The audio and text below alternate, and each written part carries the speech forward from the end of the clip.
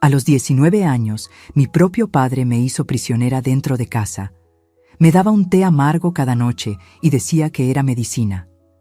Durante 2 años, mi cuerpo se fue destruyendo por dentro, mientras él cobraba entrada a sus amigos para verme sufrir.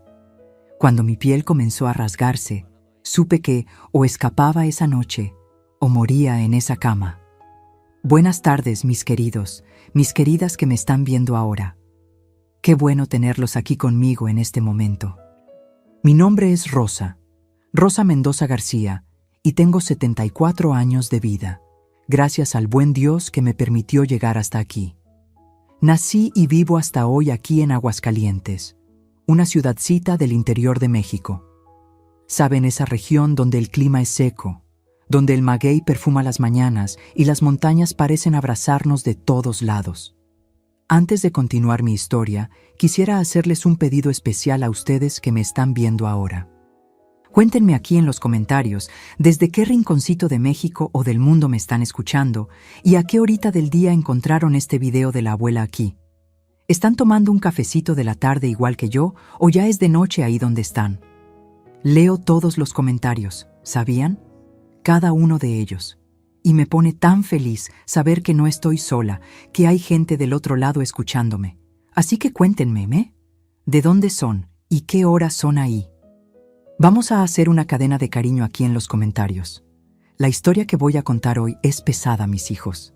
Es una historia que guardé dentro de mí por muchos años, que me daba vergüenza contar, que pensaba que era mi culpa, pero hoy sé que no lo era. Hoy sé que fui víctima de un monstruo que debería haberme protegido. Voy a hablar sobre lo que mi propio padre me hizo cuando yo era una muchacha de 19 años.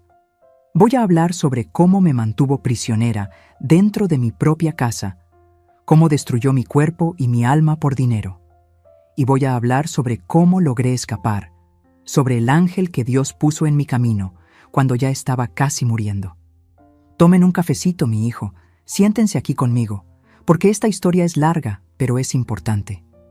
Es importante para mí contarla, y tal vez sea importante para alguien que está pasando por algo parecido escucharla. Porque si yo sobreviví, ustedes también pueden sobrevivir. Todo comenzó allá en mi infancia, en esta misma Aguascalientes que hoy me trae tanta paz.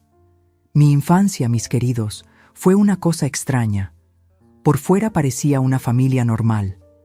Por dentro había algo mal que solo entendí mucho tiempo después. Mi padre se llamaba Roberto Mendoza. Era un hombre alto, de hombros anchos, con un bigote grueso que se esmeraba en recortar todos los domingos por la mañana. Trabajaba como intermediario de ganado aquí en la región, compraba la producción de los pequeños rancheros y la revendía a los grandes compradores que venían de Guadalajara y de la Ciudad de México.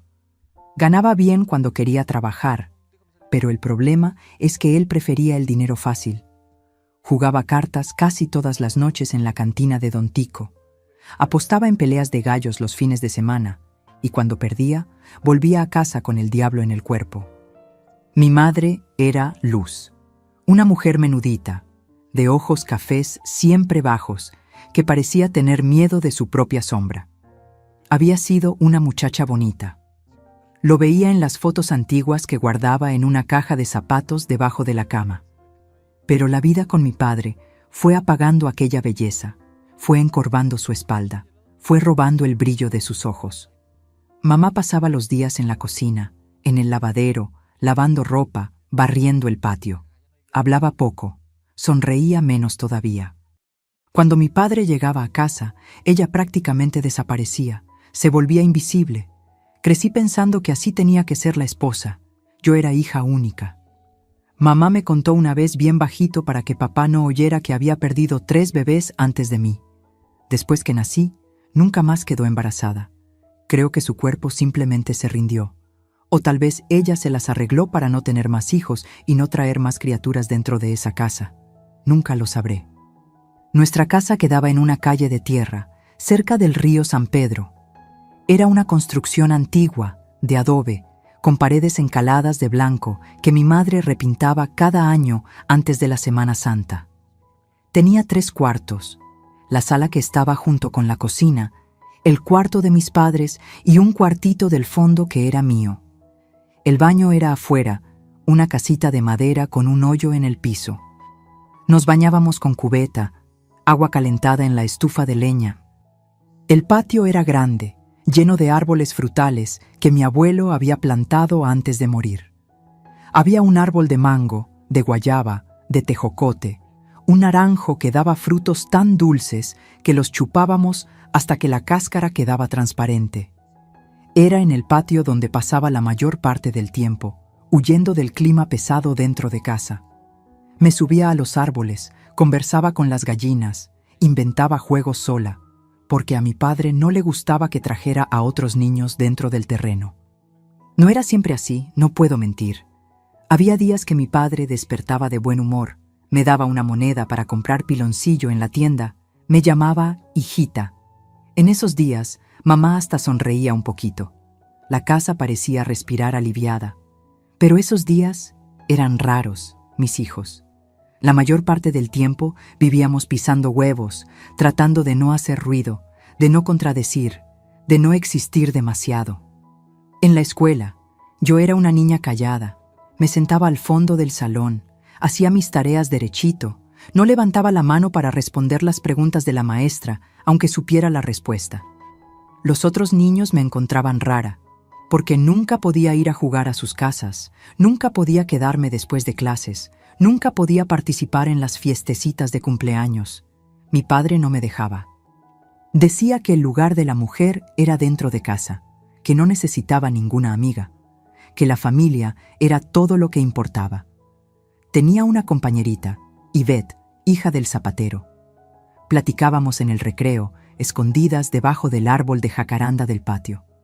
Ella me contaba sobre su vida, sobre los hermanos revoltosos, sobre la mamá que cantaba mientras cocinaba, sobre el papá que la llevaba a pescar el domingo. Yo escuchaba callada, con un apretón en el pecho que no sabía explicar. ¿Por qué su casa era tan diferente de la mía? ¿Por qué su mamá sonreía y la mía lloraba escondida? Cuando tenía unos 10 años, empecé a notar cosas extrañas. Mi padre me miraba de una manera diferente. Ya no era más la mirada de padre, ¿saben? Era una mirada que me hacía querer esconderme, cubrirme, desaparecer. Empezó a hacer comentarios sobre mi cuerpo que estaba cambiando. Decía que me estaba volviendo mujer, que necesitaba tener cuidado con los hombres de afuera, porque todos eran peligrosos. La ironía, mis queridos. El hombre más peligroso de mi vida dormía en el cuarto de al lado. Mamá debe haber notado algo, porque empezó a mantenerme siempre cerca, siempre bajo sus alas. Cuando mi padre llegaba, me mandaba al patio, al cuarto, a cualquier lugar lejos de él. Nunca habló nada directamente, nunca me explicó nada, pero aquel instinto de madre, aquel miedo en sus ojos cuando él me miraba, aquello lo decía todo. Los años fueron pasando y la tensión dentro de casa fue creciendo.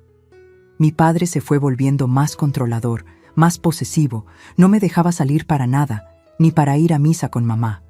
Decía que tenía que quedarme en casa, que el mundo de afuera era demasiado peligroso para una muchacha bonita como yo.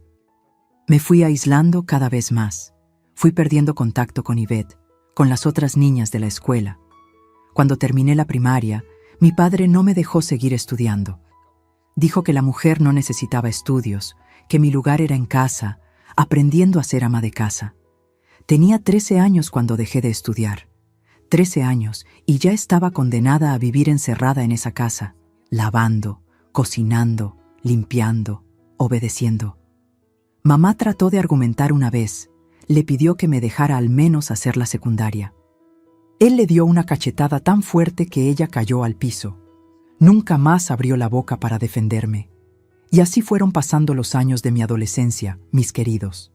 Fui creciendo en esa prisión disfrazada de hogar, viendo el mundo por la ventana, soñando con una libertad que parecía cada vez más imposible. No sabía, pero lo peor todavía estaba por venir. La verdadera pesadilla comenzó cuando cumplí 19 años, en una noche de junio que jamás voy a poder olvidar. Junio de 1970. Me acuerdo como si fuera ayer. Acababa de cumplir 19 años 3 días antes. Mamá había hecho un pastel de elote con canela, mi preferido, y lo comimos escondidas en la cocina mientras mi padre estaba afuera jugando. Fue el último momento de dulzura que tuve por mucho, mucho tiempo. En esa noche de junio hacía un frío que calaba. Ese fríito que entra en los huesos, ¿saben? Estaba en mi cuartito del fondo, debajo de una colcha gruesa que mamá había hecho de retazos, tratando de dormir. La casa estaba en silencio. Mamá ya se había ido a acostar y mi padre todavía no había llegado del juego. Debí haberme dormido porque desperté con el ruido de la puerta de mi cuarto abriéndose. Al principio pensé que era mamá viniendo a ver si estaba bien. Hacía eso a veces, pero cuando abrí los ojos, vi la silueta de mi padre contra la luz débil que venía del pasillo. Estaba parado en la puerta, mirándome. El olor a tequila llegó hasta mí antes incluso de que se acercara. Mis queridos, no voy a describir lo que pasó esa noche. Algunas cosas son demasiado pesadas para poner en palabras y me prometí a mí misma que no iba a revivir aquello en detalles. Lo que puedo decir es que esa noche el hombre que debería protegerme, que debería ser mi puerto seguro, destruyó una parte de mí que nunca más logré recuperar. Dijo que yo era su propiedad, que él me había criado y podía hacer lo que quisiera conmigo. Dijo que si le contaba a alguien, nadie me iba a creer y que iba a matar a mamá enfrente de mí. Cuando salió del cuarto, me quedé paralizada. No podía llorar, no podía gritar, no podía moverme. Me quedé ahí acostada, mirando al techo, sintiendo mi cuerpo como si fuera de otra persona. Creo que una parte de mi mente simplemente se apagó esa noche como protección, porque si hubiera sentido todo ese dolor de una vez, creo que habría muerto ahí mismo. Al día siguiente, mamá notó que había algo mal. No podía mirarla, no podía hablar. Ella vino hasta mí, tomó mi mano y preguntó bajito qué había pasado. Cuando empecé a contar, ella tapó mi boca con la mano, sus ojos llenos de lágrimas y de miedo. No digas eso, mi hija, no digas eso nunca. Él te mata, me mata, nos mata a las dos. Y fue solo eso. Mi propia madre, la persona que debería protegerme sobre todo, eligió el silencio. Eligió su supervivencia en vez de la mía. Aquella no fue la única noche. Mi padre empezó a entrar en mi cuarto regularmente, siempre cuando llegaba borracho, siempre con las mismas amenazas. Traté de trancar la puerta, pero él arrancó la cerradura. Traté de dormir en la sala. Él me arrastró de vuelta al cuarto. Traté de huir una vez. Corrí al patio en medio de la madrugada. Él me alcanzó antes de que llegara al portón y me pegó tanto que me quedé 3 días sin poder levantarme. Mamá veía todo, oía todo y no hacía nada. Lloraba escondida, rezaba el rosario bajito, me miraba con una tristeza infinita en los ojos, pero nunca, nunca lo enfrentó. El miedo que le tenía a ese hombre era mayor que cualquier otra cosa. A veces sentía rabia de ella, una rabia enorme que me consumía por dentro. Otras veces sentía lástima porque veía que ella también era prisionera, también era víctima. Solo que ella había elegido agacharse y yo estaba siendo quebrada a la fuerza. Unos 3 meses después, mi cuerpo empezó a cambiar. Sentía náuseas por la mañana. Mis pechos dolían, mi menstruación no venía. Al principio no quería aceptar, no quería ni pensar en la posibilidad, pero cuando la panza empezó a aparecer, ya no había forma de negar. Estaba esperando un hijo de mi propio padre. Cuando él se enteró, mis queridos, pensé que me iba a matar. Pensé que me iba a pegar hasta que perdiera a la criatura o me iba a echar fuera de casa. Pero su reacción fue peor que cualquier cosa que pudiera imaginar. Sonrió. Sonrió con esa boca podrida de tequila y maldad y dijo que le iba a dar mucho dinero. Esa misma semana empezó a darme un té cada noche, un líquido oscuro, amargo, que me obligaba a beber hasta la última gota. Decía que era vitamina para el bebé, que iba a dejar a la criatura fuerte y saludable. No le creía, claro, pero ¿qué podía hacer? Si me negaba, me pegaba. Si lo tiraba escondida, él se quedaba al lado viéndome tomar. Entonces tomaba todos los santos días, esa cosa horrible que bajaba quemando por la garganta. El tiempo fue pasando y mi panza fue creciendo, pero había algo mal, lo sentía. La panza crecía demasiado, rápido de más, y el bebé no se movía. Al principio de un embarazo, es normal no sentir, lo sé, pero ya habían pasado muchos meses y nada, ninguna patadita, ningún movimiento. Era como si estuviera cargando una piedra dentro de mí en vez de una vida. Mi padre no me dejaba salir de casa para nada, ni al patio podía ya. Tenía miedo de que los vecinos vieran mi panza creciendo, que empezaran a hacer preguntas.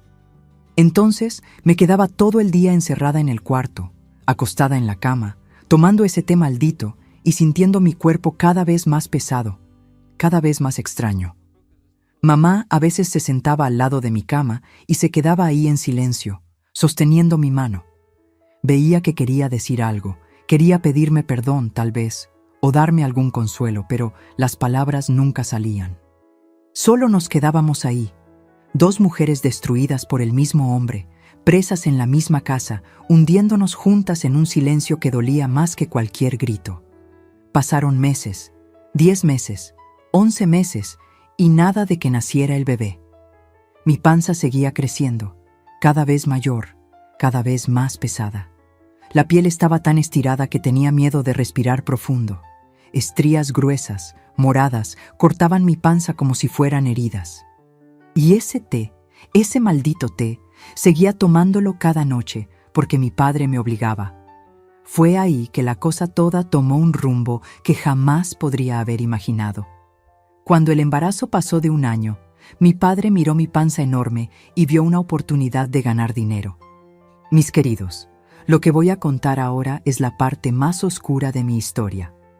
Es difícil poner en palabras lo que viví en esos meses, pero necesito contarlo. Necesito que entiendan hasta dónde puede llegar la maldad humana cuando encuentra terreno fértil en la codicia y en la falta de carácter. Preparen su corazón, porque el mío todavía duele cuando recuerdo estas cosas.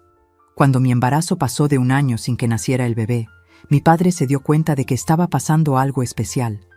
Especial para él, claro, porque para mí era una pesadilla que no tenía fin, una agonía que se arrastraba día tras día, noche tras noche. Mi panza ya estaba enorme, del tamaño de esas pelotas de ejercicio que vemos hoy en los gimnasios. Apenas podía levantarme de la cama, apenas podía respirar bien.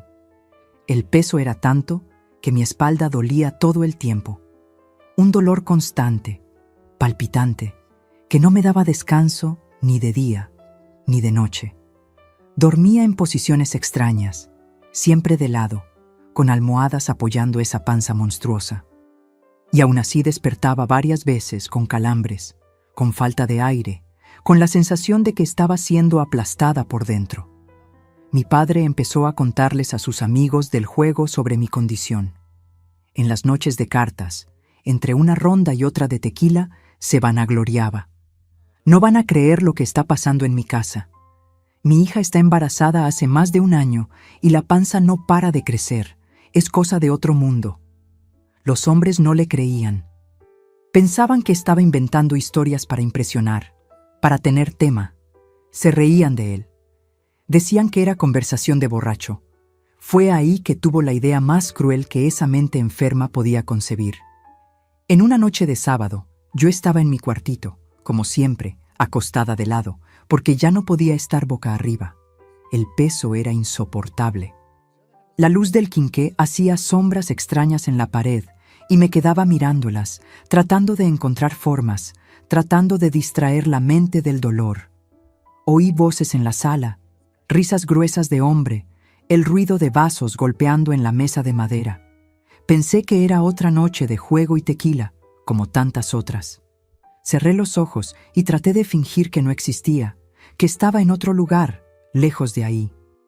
Pero entonces la puerta de mi cuarto se abrió con ese chirrido que conocía tan bien, y mi padre entró, seguido de 3 hombres que nunca había visto en mi vida. El olor a sudor, humo y alcohol invadió el cuarto junto con ellos. Mi corazón se disparó, mis manos empezaron a temblar. ¿Ven?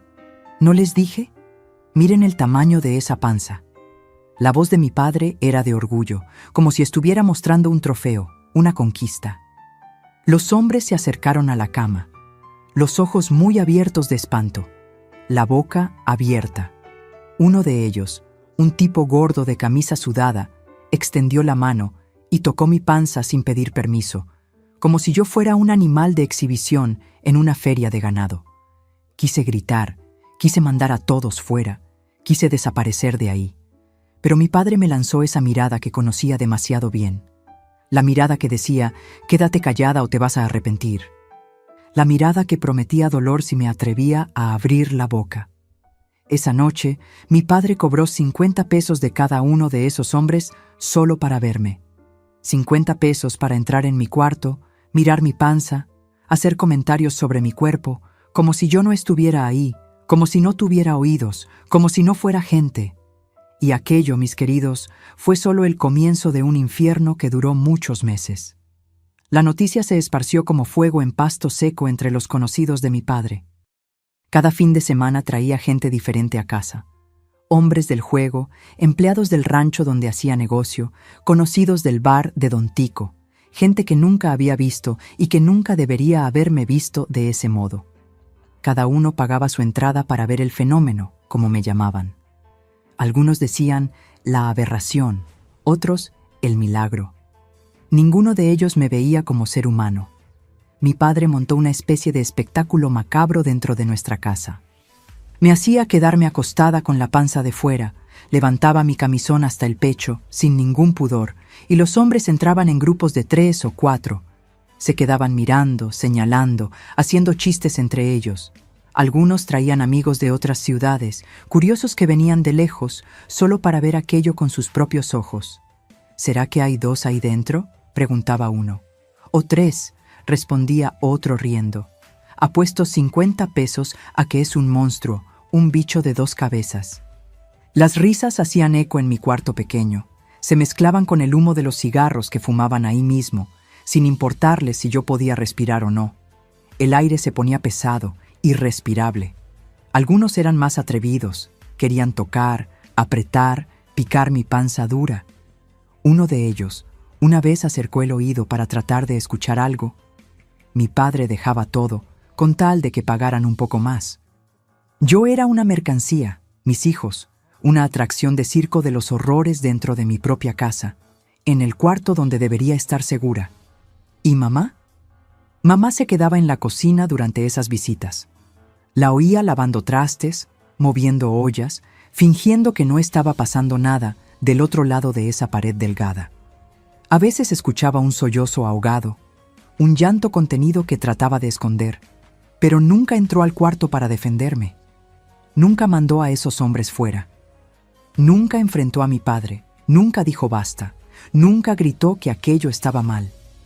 Ella era tan prisionera como yo, solo que sus rejas eran de miedo, no de paredes. No sé qué es peor, estar presa sin poder huir o estar libre para huir y elegir quedarse. El tiempo fue pasando despacio, cada día una eternidad. 1 año y 2 meses de embarazo, 1 año y 4 meses, 1 año y medio. Mi panza seguía creciendo, alimentada por ese té maldito que mi padre me obligaba a tomar cada noche sin falta. La piel estaba tan estirada que brillaba en la luz débil del quinqué, tan delgada que podía ver las venas azuladas por debajo, como ríos en un mapa. Las estrías se habían vuelto heridas abiertas, rajaduras moradas y rojas que ardían cuando me movía, que sangraban cuando la piel se estiraba demasiado.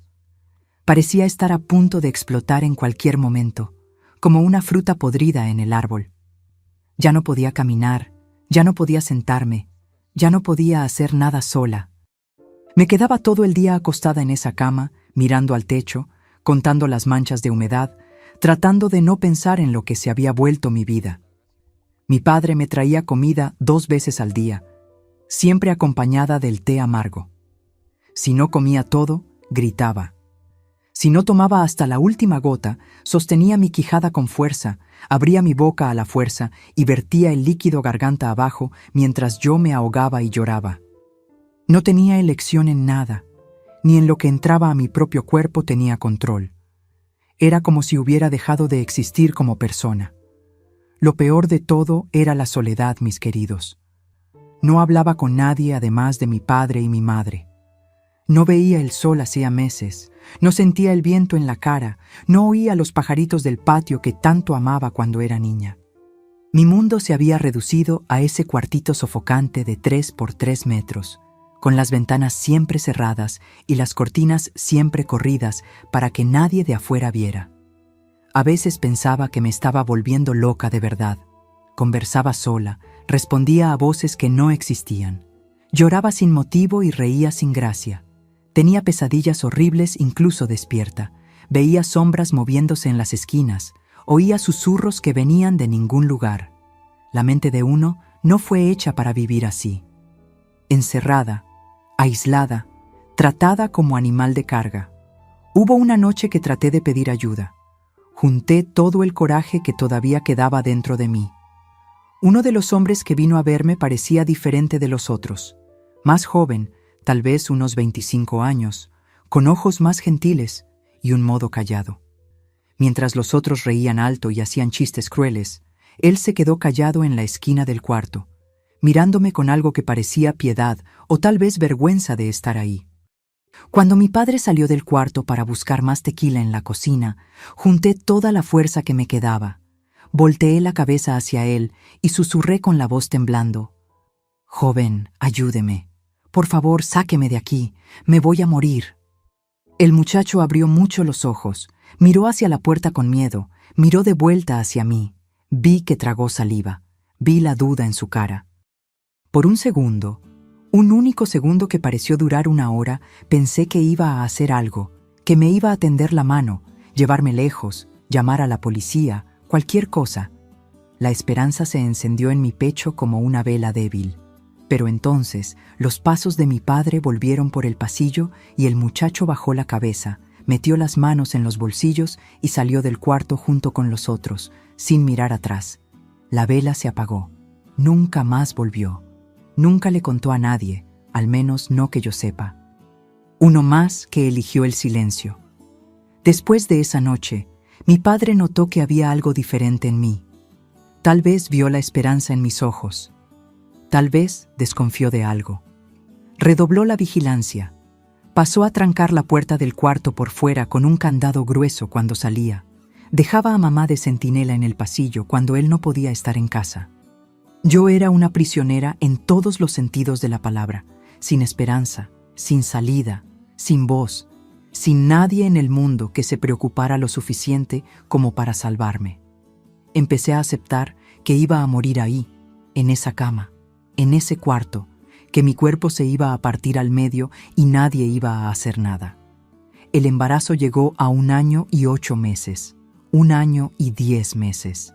Mi cuerpo ya no parecía mío. Era una cosa extraña, deformada, alienígena, que no reconocía cuando miraba hacia abajo. La panza era tan grande y tan dura que parecía hecha de piedra de verdad. Sentía dolores constantes, punzadas que iban y venían sin aviso, una presión insoportable por dentro que me hacía ver estrellas y morder la almohada para no gritar. Pero el bebé seguía sin moverse. Ninguna patada, ningún hipo, ningún movimiento, ninguna señal de vida ahí dentro. Era como cargar la muerte dentro de mí, una tumba en lugar de una cuna. A mi padre no le importaba mi sufrimiento. Para él, mientras más grande la panza, mejor el espectáculo. Más gente quería ver, más dinero ganaba. Llegó a un punto que hacía publicidad en la calle, invitaba a desconocidos en el bar, prometía el mayor espectáculo de la naturaleza por apenas 50 pesos la entrada. La casa vivía llena los fines de semana, hombres entrando y saliendo a cualquier hora, dinero cambiando de manos, humo y risas. Y yo ahí en medio de todo aquello, más objeto que gente, más cosa que hija. 2 años. Cuando mi embarazo cumplió 2 años enteros, ya había perdido la cuenta de cuántos hombres habían entrado en ese cuarto para verme. Decenas, centenares. Sinceramente, no sé. Las caras se mezclaban en mi memoria. Todos iguales en la curiosidad mórbida. Todos iguales en la falta de humanidad. Todos cómplices silenciosos de mi sufrimiento. Ninguno de ellos llamó ayuda, ninguno cuestionó, ninguno me vio como ser humano. Y mi cuerpo, mis queridos, mi cuerpo estaba llegando al límite de lo que podía aguantar. La piel de mi panza empezó a hacer un ruido extraño en los últimos días, un chasquido bajo y aterrador, como tela vieja rasgándose despacio, como costura reventándose hilo por hilo. Sabía que algo muy malo estaba por pasar. Sentía en el fondo del alma que mi tiempo se estaba acabando. Solo no sabía que aquello sería al mismo tiempo el peor y el mejor momento de mi vida. El momento en que finalmente tomaría en mis manos mi destino. Esa tarde de septiembre de 1972, mis queridos, quedó marcada en mi memoria como hierro caliente marca el cuero del becerro. Algunas fechas uno olvida con el tiempo, pero esa no. Esa la voy a llevar conmigo hasta el día en que Dios me llame. Era un martes. Me acuerdo porque el martes mi padre siempre iba al bar más temprano. Decía que había juego de cartas con apuestas grandes y no podía perder. Salió allá por las 2 de la tarde, todo animado, silbando una cancioncita, mientras contaba los billetes arrugados que había juntado con las visitas del fin de semana anterior. Lo oí conversando con mamá en la cocina, su voz llena de esa alegría podrida que me daba náusea. Esta semana fue buena, Luz. La gente está comentando en toda la ciudad. El domingo que viene va a haber más gente todavía queriendo ver. Antes de salir, entró en mi cuarto con el jarro del té. Se quedó parado en la puerta, mirándome con esa sonrisa torcida. Después se acercó y metió el jarro en mi mano. Tómate todo, Rosa, hasta la última gota. Ya sabes lo que pasa si no te lo tomas. Tomé. Tragué ese líquido amargo que bajaba quemando, mientras él se quedaba ahí parado, los ojos fijos en mí, vigilando. Cuando terminé, agarró el jarro, salió del cuarto y trancó la puerta por fuera con el candado. Oí sus pasos alejándose por el pasillo, la puerta de frente cerrándose y después el silencio. Mamá estaba en la cocina, pero sabía que también iba a dormir pronto. Mi padre había empezado a darle unas pastillas a ella también hacía algunos meses. Decía que era para calmar sus nervios, para que dejara de llorar tanto, para que pudiera dormir bien. En realidad, sabía que era para que no diera problemas, para que no pensara demasiado, para que no tuviera coraje de hacer nada. Mamá vivía en un estado de somnolencia constante en esa época. Los ojos siempre medio cerrados, los movimientos lentos, la voz arrastrada. Era como si hubiera desistido de vivir de verdad y solo existiera a medias. Allá por las 4 de la tarde, la casa quedó en silencio total. Oí a mamá ir a su cuarto, el chirrido de la cama vieja cuando se acostó y después nada más. Solo el viento golpeando en la ventana cerrada de mi cuarto, el canto distante de un pájaro en el patio y mi propio corazón disparado dentro del pecho. Estaba inquieta ese día, más de lo normal. Había algo en el aire, una sensación extraña que no podía explicar, como si el mundo estuviera aguantando la respiración, esperando que pasara algo. Estaba acostada de lado, como siempre, abrazando una almohada vieja, tratando de encontrar una posición que doliera menos.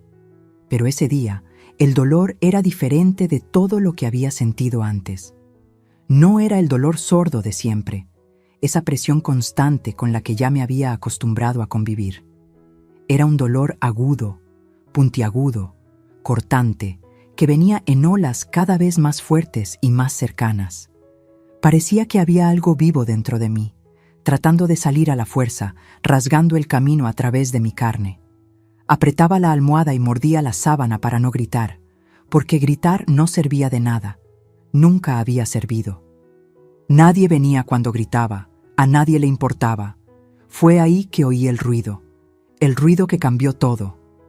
No fue alto, mis queridos, fue un sonido bajo, casi como un susurro, un chasquido seco, corto, después otro y otro más, como cuando uno rasga una tela vieja despacio, hilo por hilo, costura por costura, o como cuando una cuerda de guitarra vieja se parte de tanta tensión. Me quedé quieta, sin respirar, tratando de entender de dónde venía ese sonido. Y entonces me di cuenta.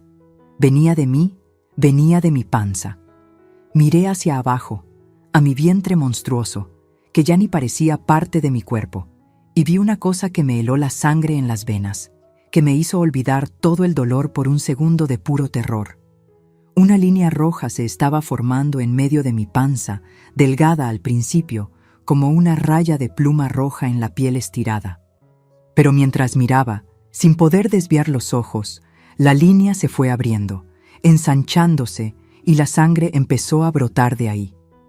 Despacio primero, solo unas gotitas, después más rápido, más abundante, escurriendo por los lados de la panza y empapando la sábana debajo de mí. Mi piel se estaba abriendo, mis queridos. Mi cuerpo se estaba rasgando de adentro hacia afuera, como una fruta podrida que no aguanta más el peso de su propia semilla, como una costura vieja que finalmente cede después de tanto estirar. El olor a sangre llenó el cuarto, ese olor metálico, fuerte que nunca más olvidé. Miraba esa herida abriéndose en mí y no podía procesar lo que estaba pasando. Parecía una pesadilla, pero una de las tantas pesadillas que tenía en ese cuarto. Pero el dolor era demasiado real. La sangre caliente escurriendo era demasiado real. En ese momento, mis queridos, supe con toda la certeza del mundo, con una claridad que cortó a través del miedo y la desesperación. Si me quedaba ahí, me iba a morir. Ya no era cuestión de días, o semanas, o meses. Era cuestión de horas, tal vez minutos. Mi cuerpo había llegado al límite absoluto de lo que podía soportar, y ahora se estaba destruyendo, deshaciendo, renunciando a mantenerme viva, y nadie me iba a salvar. Mi padre estaba en el bar celebrando el dinero sucio que había ganado a mis costas. Mi madre estaba drogada en el cuarto, hundida en un sueño químico, demasiado lejos para oír cualquier cosa, demasiado lejos para importarle. Estaba completa, absoluta, terriblemente sola. Una voz dentro de mí, una voz que pensaba que había muerto hacía mucho tiempo, sofocada por 2 años de horror y humillación, susurró con una fuerza que me sorprendió. Levántate, Rosa, levántate o muere. No llegaste hasta aquí para morir en esta cama inmunda, en este cuarto maldito, en la casa de este monstruo. Levántate. Lloré, mis hijos. Lloré de miedo, de dolor, de desesperación, de rabia, de todo junto mezclado. Las lágrimas escurrían por mi cara y se mezclaban con el sudor frío que cubría mi piel. Miré al techo de ese cuarto que había sido mi prisión. Ese techo manchado de humedad que conocía cada centímetro de tanto mirar. Y hablé con Dios por primera vez en mucho, mucho tiempo. Hablé bajito, con la voz entrecortada, temblando. Señor, si el Señor existe, si el Señor todavía se acuerda de mí en medio de tanto sufrimiento, deme fuerza para salir de aquí. No quiero morir en esta cama, en este cuarto, en esta casa. No quiero que esta sea mi historia, que este sea mi fin. Quiero vivir, Señor. Incluso después de todo, todavía quiero vivir. Por favor, por favor. No sé si fue Dios quien me oyó, mis queridos.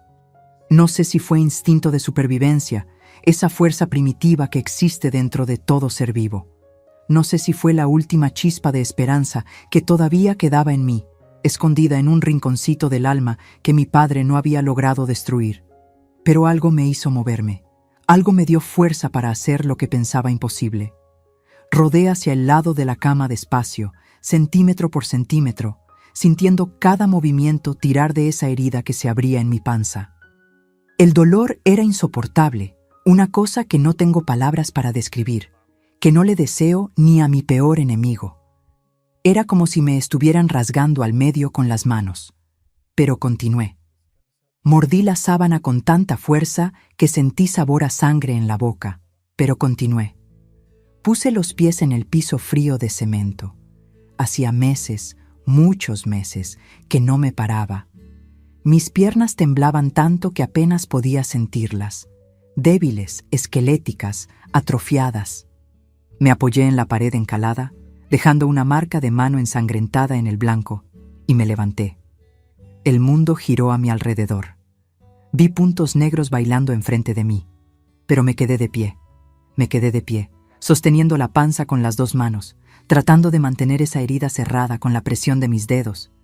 La sangre escurría entre mis dedos, caliente, pegajosa, roja viva. La puerta estaba trancada por fuera con el candado. Lo sabía. Pero la ventana de mi cuarto, daba al fondo de la casa, al patio donde jugaba cuando era niña. Mi padre le había clavado unas tablas hacía mucho tiempo para que nadie viera desde afuera, para que yo no pudiera mirar al mundo. Pero las tablas estaban viejas, carcomidas, podridas de comején. Me arrastré hasta ahí, cada paso una agonía indescriptible, dejando un rastro rojo en el piso, y empujé. Empujé con el hombro, con el poco de fuerza que todavía me quedaba, con toda la voluntad de vivir que tenía. La madera gimió, resistió por un segundo y entonces cedió con un chasquido. Las tablas cayeron para afuera y el aire fresco de la tarde entró en el cuarto por primera vez en casi 2 años. Lloré de nuevo, pero esta vez era de alivio, de alegría, de esperanza. El olor del pasto, de los árboles, de las hojas, de la tierra mojada de sereno, el olor de la libertad. Había olvidado cómo era respirar aire limpio, aire que no olía a moho y desesperación. Sentí el viento tocar mi cara y fue como un beso de Dios, una promesa de que iba a lograrlo. Me arrastré por la ventana. Arranqué las astillas de madera que se prendían en mi camisón empapado de sangre y caí del otro lado. Rodé en el piso de tierra del patio, sentí las piedritas y las hojas secas contra mi piel. El dolor era tanto que veía todo borroso. Veía estrellas y manchas de colores en medio de la tarde soleada. Pero no paré. No podía parar. Si paraba, moría ahí en el patio de mi propia casa, a pocos metros de la cama donde había sido prisionera por 2 años enteros.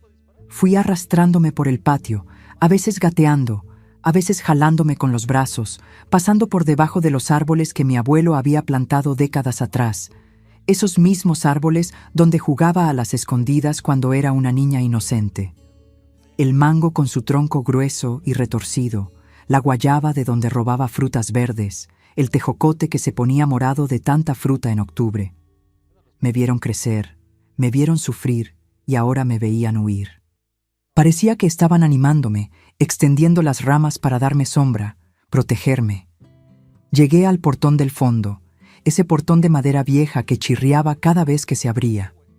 Mi mano temblaba tanto que apenas podía levantar el brazo. Empujé el portón con el hombro. Estaba sin trancar. Gracias a Dios, gracias a todos los santos, estaba sin trancar. Mi padre debió haberse olvidado de pasar la tranca antes de salir. O tal vez Dios hizo que se olvidara. Prefiero creer en la segunda opción. Salí a la calle de tierra, esa misma calle donde caminaba de la mano de mi madre cuando era pequeña, donde corría descalza detrás de las gallinas, donde pensaba que la vida iba a ser simple y feliz para siempre. El sol de la tarde me cegó por un instante, demasiado fuerte después de tanto tiempo en la penumbra de ese cuarto. Apreté los ojos, levanté una mano para hacer sombra y miré a los lados, desesperada, buscando ayuda. La mayoría de las casas parecía vacía a esa hora. La gente todavía en el trabajo, en el rancho, en el quehacer. El silencio de la calle era casi aterrador, pero una casa tenía luz prendida. Una única casa justo enfrente de la nuestra, del otro lado de la calle de tierra. Una casita simple, encalada de blanco, con un portoncito de fierro pintado de azul. La casa de don Ramírez. Mi padre siempre habló mal de don Ramírez desde que yo era niña. Decía que era un chismoso peligroso, un hombre malo, envidioso, que vivía metido en la vida ajena. Decía que nunca debería hablar con él, que nunca debería ni mirarlo, que gente así era peligrosa. Por causa de esas palabras, pasé toda la vida evitando a ese vecino, cruzando al otro lado de la calle cuando lo veía en la banqueta, bajando la cabeza si él saludaba de lejos. Le tenía miedo, un miedo plantado en mí por mi propio padre, cultivado por años de mentiras. Pero en ese momento, mis queridos, no tenía elección, ninguna otra. Era su casa o la muerte segura. Era confiar en un hombre que pensaba era enemigo, o morir ahí en la calle sola, sangrando, con mi cuerpo abriéndose al medio. No había término medio, no había otra opción. Crucé la calle. No sé cómo logré. Sinceramente, no sé. Mis piernas ya no me obedecían bien. Mis pies se arrastraban en la tierra levantando polvo. Estaba dejando un rastro en el piso, un rastro rojo oscuro de sangre y de líquido extraño que escurría de dentro de mí. Mi visión iba y venía, oscureciéndose en los bordes, como si estuviera entrando y saliendo de un túnel. Sostenía la panza con las dos manos, apretando con toda la fuerza, sintiendo la vida escaparse por mis dedos a cada segundo. Llegué al portón de don Ramírez. Ese portoncito de fierro pintado de azul desteñido, con unos adornos de flor arriba que la esposa de él, ya fallecida, había mandado hacer. Me acuerdo de cada detalle, mis queridos, como si fuera una fotografía pegada en mi mente. Levanté la mano para tocar, para pedir socorro, pero no tuve fuerza. Mi brazo cayó, mis rodillas se dieron como si fueran de agua. Caí ahí mismo, enfrente del portón azul, de bruces en la banqueta de cemento rajado, sin poder moverme más, sin poder hablar, sin poder hacer nada más. El mundo se fue oscureciendo a mi alrededor despacio, como cuando uno apaga un quinqué. Los sonidos se fueron poniendo distantes, ahogados. El último pensamiento que tuve antes de que todo desapareciera fue: al menos moriré intentando, al menos moriré libre afuera de ese cuarto, al menos eso. Pero Dios, mis queridos, el buen Dios que pensé que me había abandonado, tenía otros planes para esta hija suya. No sé cuánto tiempo estuve ahí desmayada en la banqueta, mis queridos. Pueden haber sido minutos, puede haber sido más. Lo que sé es que en algún momento, en medio de esa oscuridad que me había tragado, empecé a oír una voz de hombre ronca, preocupada, llamándome. Muchacha, muchacha, por el amor de Dios, ¿qué le pasó?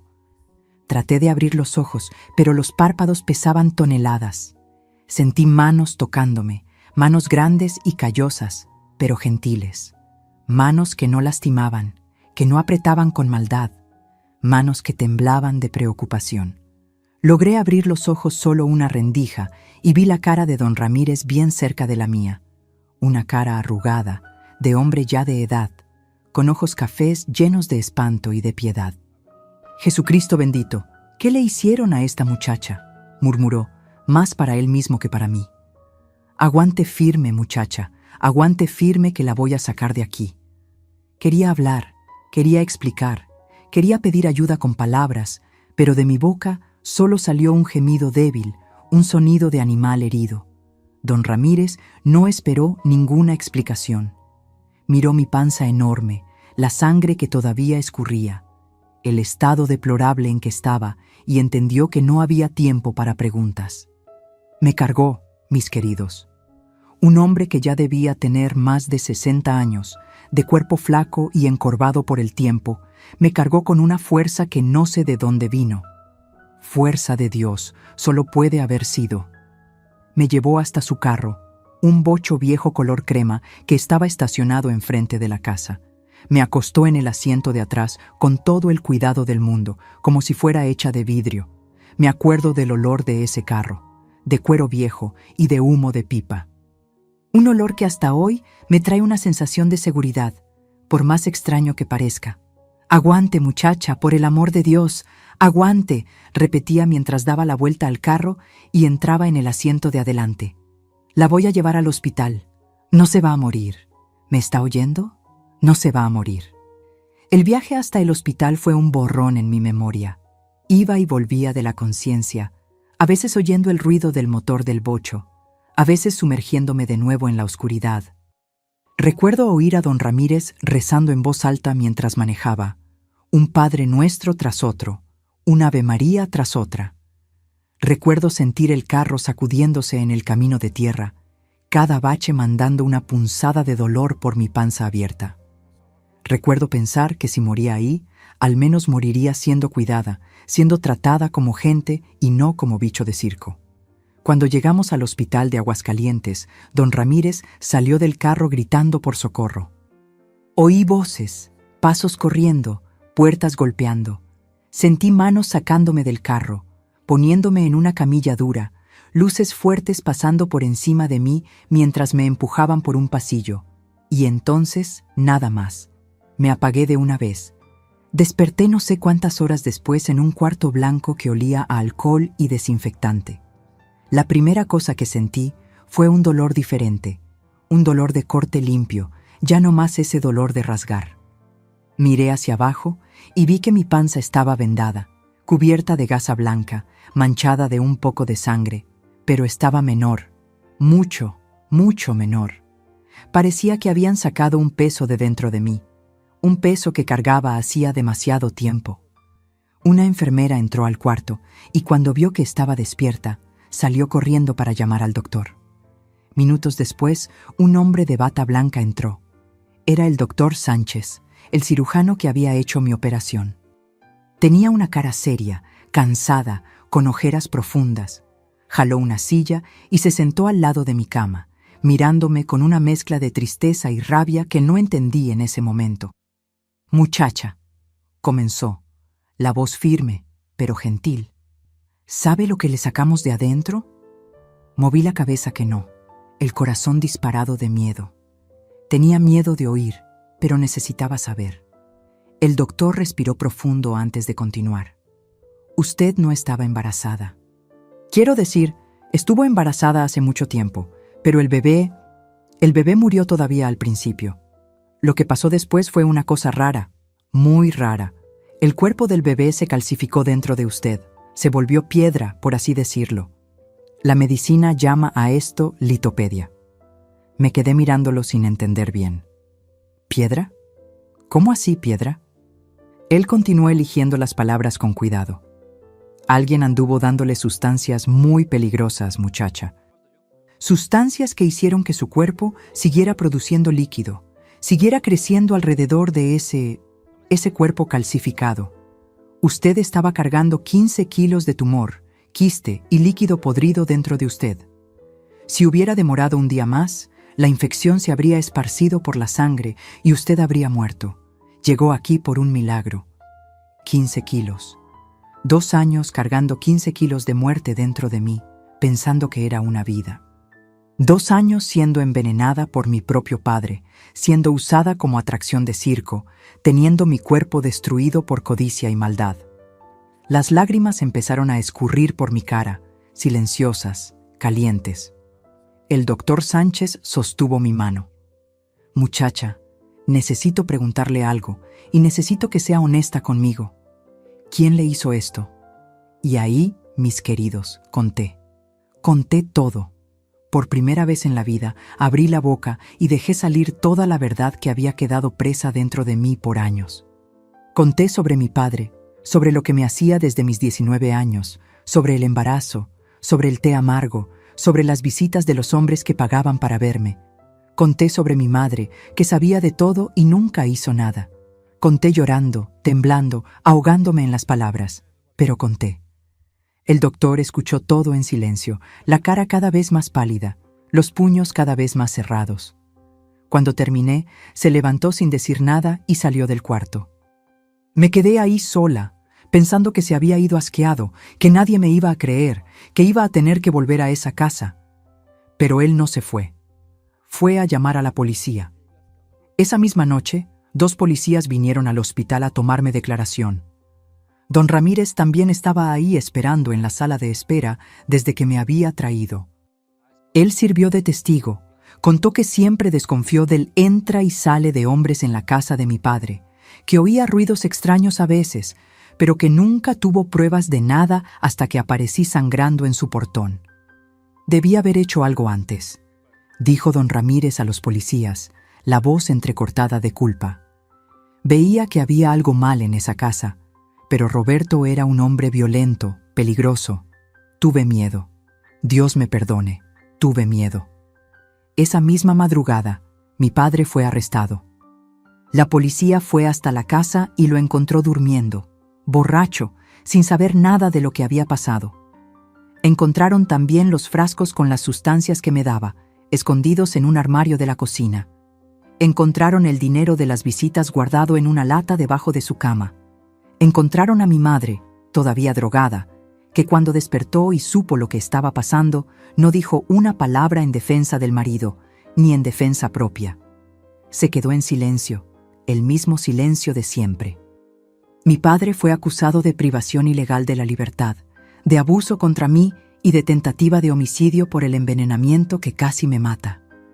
El juicio pasó meses después, cuando ya me estaba recuperando.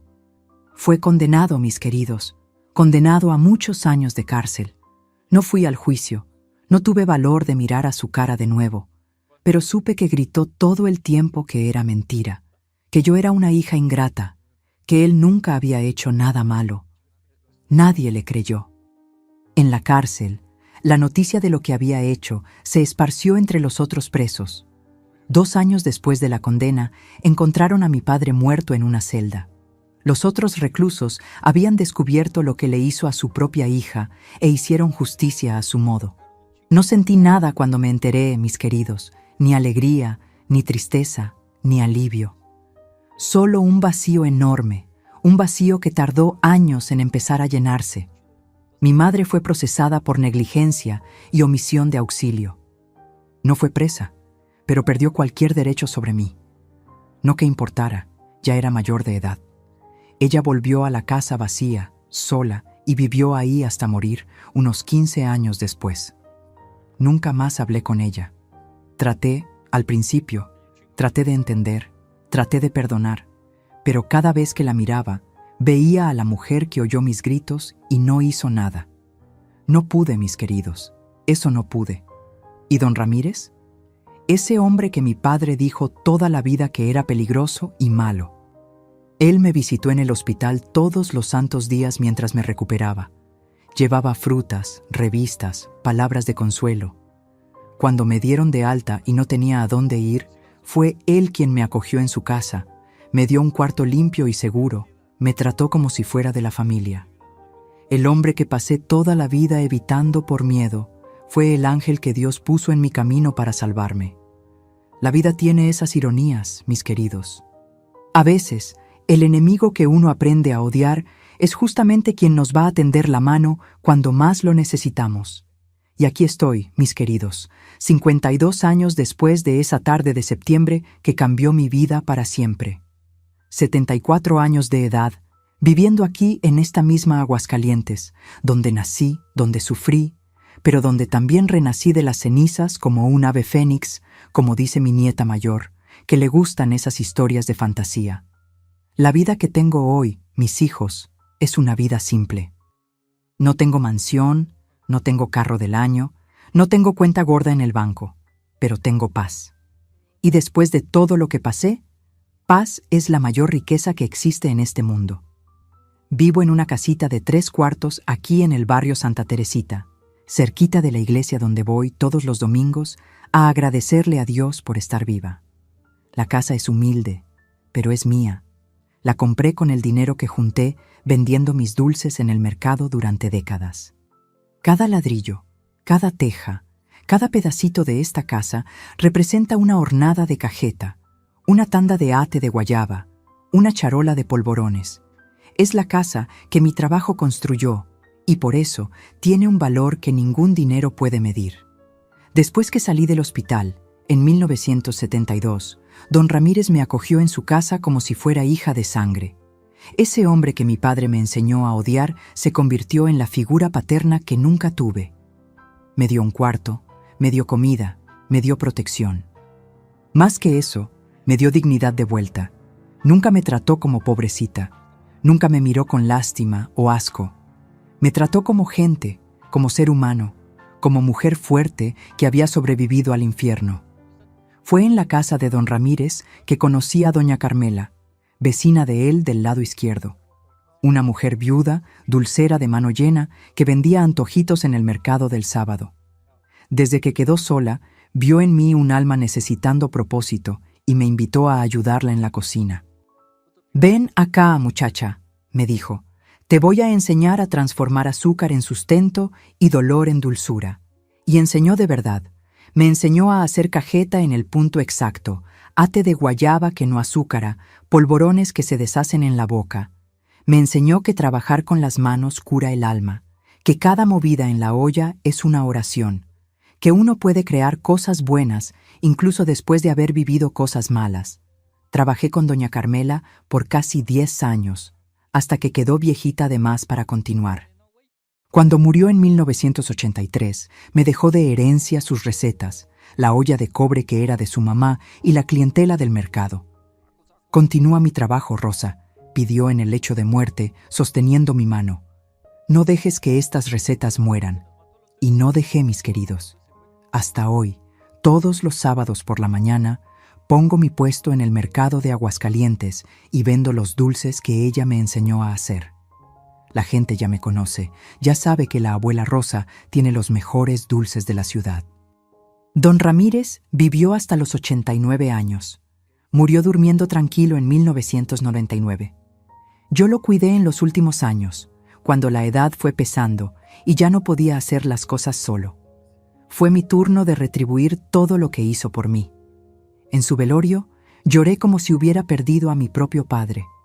Bueno, no lloré más porque él fue más padre para mí en 27 años de lo que Roberto fue en toda la vida. Me casé, ¿sabían? En 1978. 6 años después de todo, conocí a Gerardo en el propio mercado. Era hijo de un vendedor que vendía verduras. Un hombre bueno, callado, trabajador, que no se preocupó por mi pasado cuando le conté. Lo que pasó, pasó, dijo. Lo que importa es lo que vamos a construir de aquí en adelante.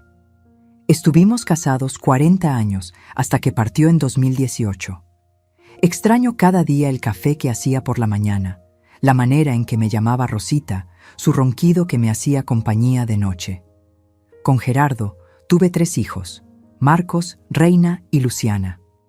Los 3 nacieron saludables, crecieron fuertes, estudiaron, hicieron sus vidas. Marcos es camionero, vive viajando por México. Reina es maestra aquí en Aguascalientes, enseña en la misma escuela donde estudié cuando era niña. Luciana se fue a Guadalajara, trabaja en un hospital, es enfermera. Tengo el orgullo de los 3, un orgullo que me llena el pecho y hace que todo haya valido la pena. ¿Y los nietos, mis queridos? Los nietos son la alegría de mi vejez.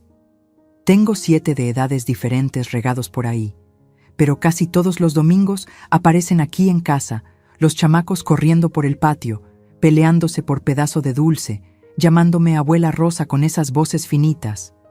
La casa se llena de ruido, de risas, de vida, y yo me quedo sentada en mi mecedora, mirando esa escena, agradeciéndole a Dios por haberme dado fuerzas para cruzar la calle esa tarde de septiembre. La cicatriz en mi panza todavía está ahí, mis hijos. Una línea gruesa, blanquecina, que corta mi vientre de arriba abajo. Por mucho tiempo tuve vergüenza de ella, la escondía, no dejaba que nadie la viera, pero hoy la miro con otros ojos. No es marca de vergüenza, es marca de supervivencia. Es prueba de que fui más fuerte que el monstruo que trató de destruirme. Cada vez que miro esta cicatriz, recuerdo que vencí. Mi rutina hoy es simple y feliz.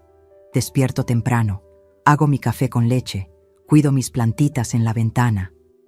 Paso la mañana en la cocina preparando los dulces para el mercado, oyendo radio, cantando las rancheras que tocan. Por la tarde, a veces, recibo visita de las vecinas para platicar.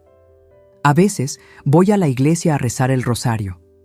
A veces, solo me quedo en el corredor viendo el movimiento de la calle. De noche ceno temprano, veo mis novelas y duermo con la conciencia tranquila de quien hizo lo mejor que podía con la vida que tenía. Y es aquí, en esta cocina, oliendo a cajeta, que comparto mi historia con ustedes. Mis queridos, mis queridas, que se quedaron conmigo hasta aquí. Quiero agradecerles del fondo de mi corazón por haber escuchado esta historia tan difícil. Sé que no fue fácil escuchar, así como no fue fácil vivir. Pero necesitaba contar porque tal vez en algún lugar de este mundo grande haya alguien necesitando oír.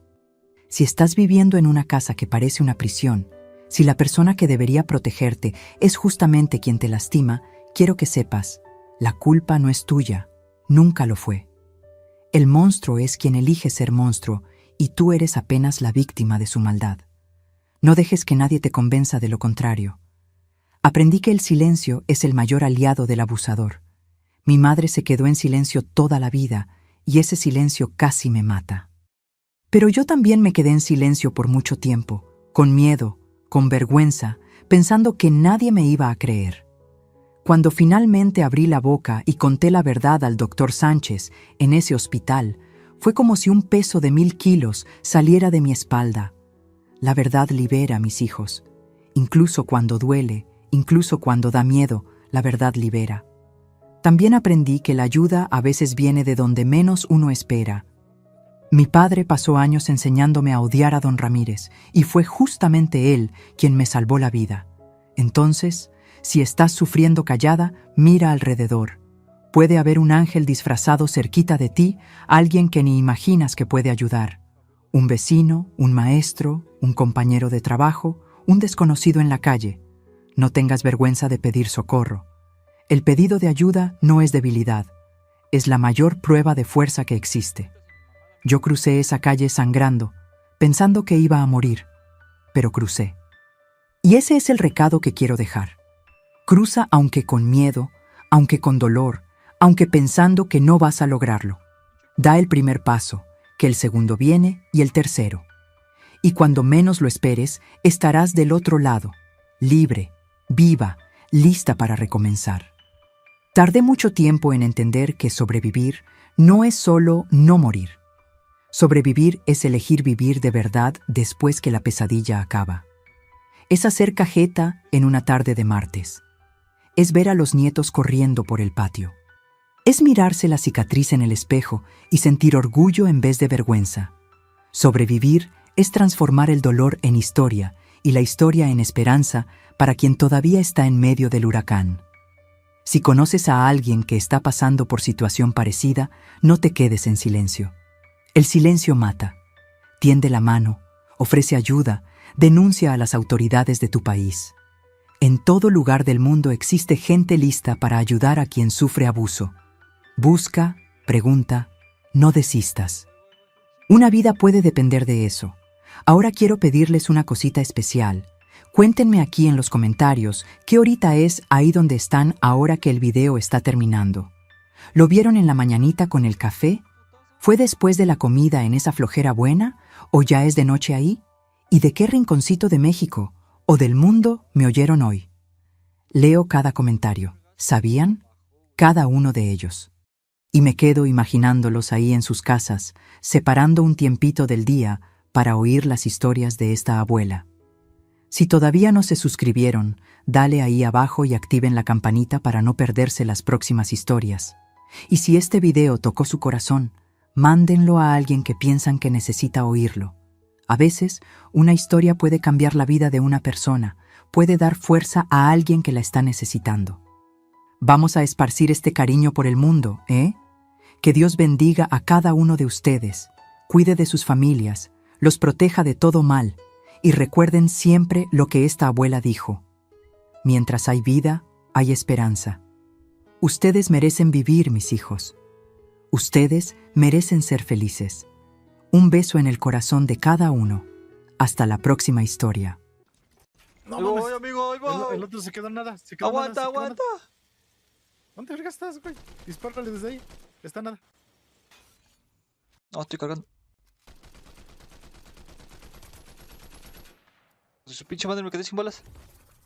Atínale, güey. Ah, ¿verdad, puto? Me caí. No, güey, te habías quedado ahí arriba. No, pues estoy aquí contigo. ¿Dónde está? Ven, ven, ven. Acá debe estar de este lado. Iji. Vámonos a la verga. No, ya, espera, ahí quédate, ahí déjame. Espérate, no. Tú chíngate ese güey. Chíngate ese güey. No lo veo, Va la a neta, abrir, va a güey. abrir. Súbete al carro a recuperarte tú solo. Es lo que voy a hacer. Y no veo que lo hagas. ¿Qué es eso? Ya se fueron, ¿no? No, güey, pues bajé al güey que estaba aquí. Ya no los veo.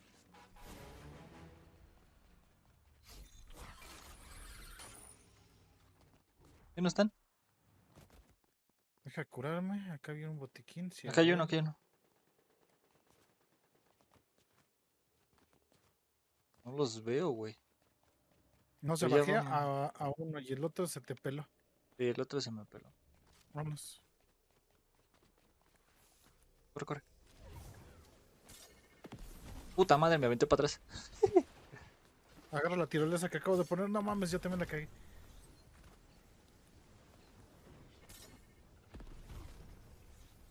Puta zona, ¿qué pedo? Está corriendo muy rápido. Es lo que estoy viendo, entonces ni por qué. Ya entré. Va muy rápido, ¿no? La pinche zona pedorra. Vas a de ver. Aquí está ese güey, ¿eh? Por aquí está. Están ahí enfrente construyendo.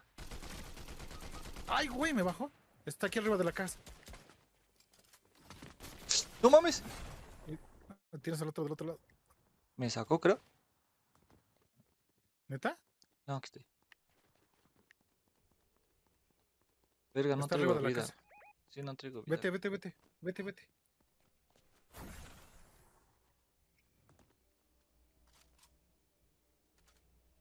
No traigo vida, aguanta.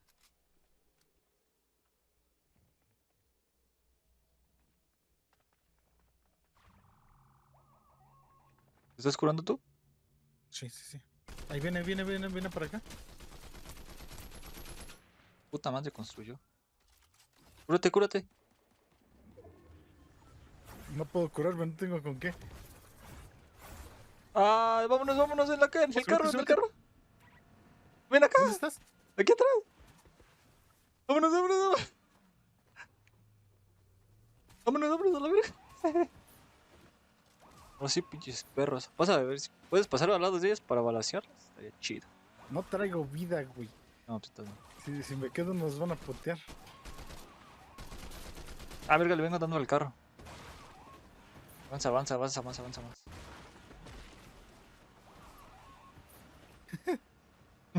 Vámonos a la verga.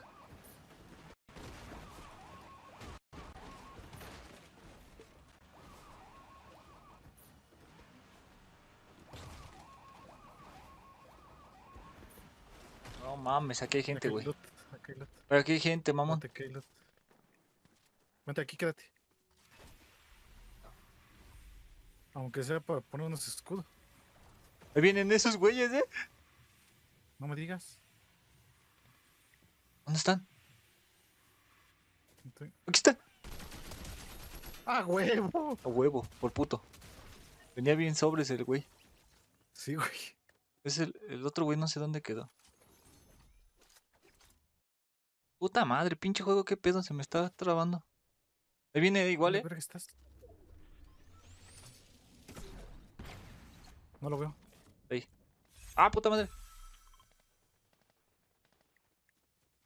Vente Esa para madre. acá. Cómete esto. Chile, le voy a aventar otro puto cañonazo. Órale, perro, cálmese. Cómete esto. Una pizza, una pizza. Pero déjame, mamón, déjame pizzas. Sí. Con... Ahorita llévate las que te sobren. Ya no me No sobraron. te las comas, güey. No, ya no me sobraron, papi. ¿Qué quieres que haga, carnal? Acá hay una de estas madres morada, ¿eh?